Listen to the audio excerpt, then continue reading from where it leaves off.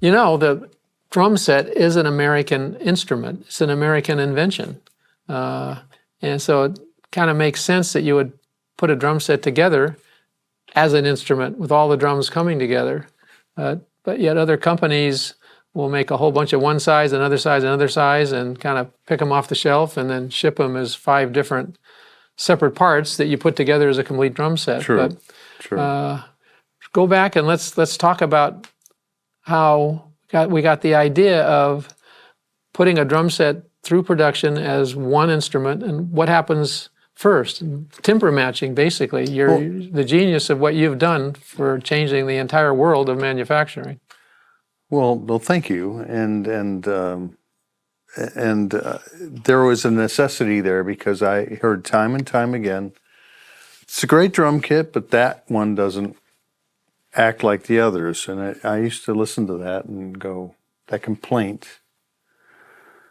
And once again, we were not in the big shot, limelight with anything. But it did occur to me when I was tapping on these shells, and it was Joe Montanari who came out, and he became a neighbor of mine, Santa Monica, I think it was. And he'd bring over some Keller shells. He'd go, look at this snare and this snare.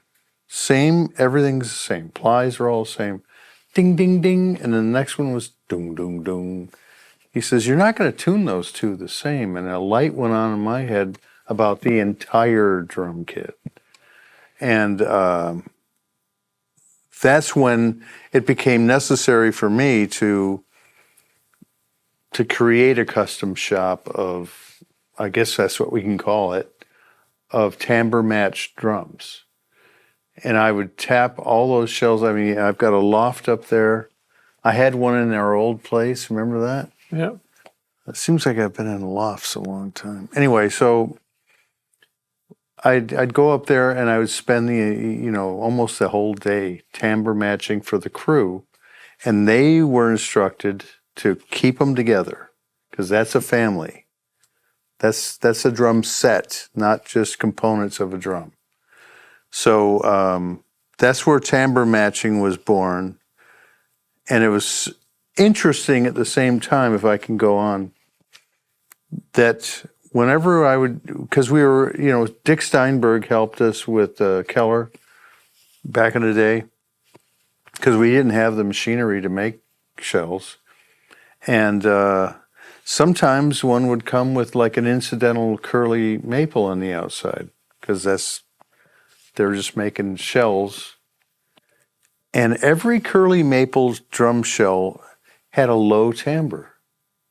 Not just once or twice, every single one of them. And so it occurred to me that it must be in that vertical figure, predominant figure in the shell. And so I said to Sean Smith, our shell guy. For then and still today. Then and still today, God bless him. And I said, let's just try and run that grain this direction.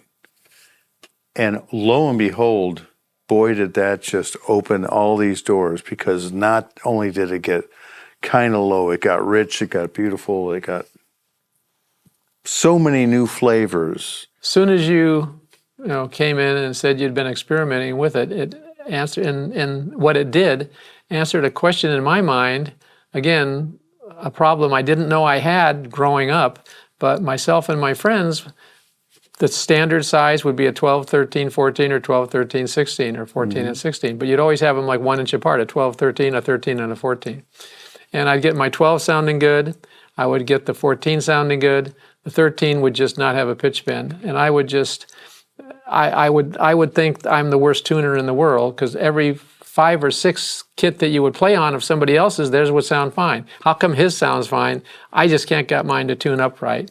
And that just answered the whole thing, because I could hear where in some situations it can be so dramatic that you can have the 13 a higher pitch than the 12, the actual shell pitch. Absolutely. And that's where you would never You know, you would always, the first thing that happens when a DW order comes in is John goes and or you have an assistant now that helps you that goes in and picks out at least a third difference, a descending difference of the actual Exactly. shell. Then we got the patent on actually putting the note in the drum. And that was debatable where some people, oh, you're not, what are they doing? Are they nuts? You're not going to tune your note to a B flat. And no, we're not saying that. We're just saying there's a range that they have that we identify that you're going to be able to tune the drum in. And a lot of people didn't realize that that note inside the drum was basically for the bottom head, because that's the shell. Bottom head, you want to get tuned to the shell.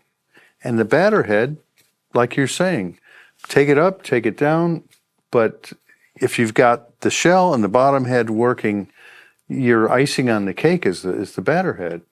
And so that led from one thing to the next.